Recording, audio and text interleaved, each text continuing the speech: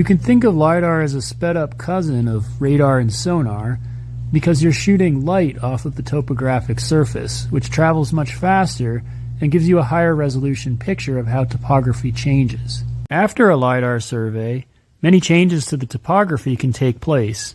These can be things like construction, but also natural processes like debris flows and earthquakes.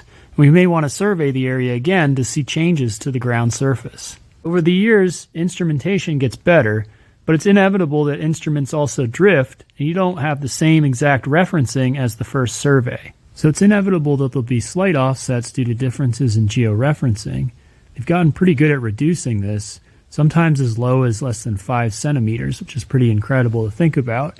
But that difference doesn't reflect actual change in the topography. So we find changes in the topography by subtracting the elevations of one data set from the elevations of the other one.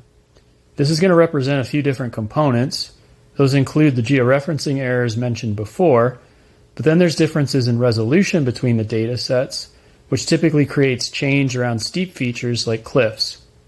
There's real signatures of topographic change from erosion or deposition, and then changes reflecting human activity.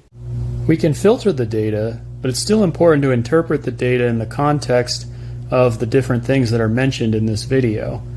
So just to recap a few of those before you go on and look at the figures below.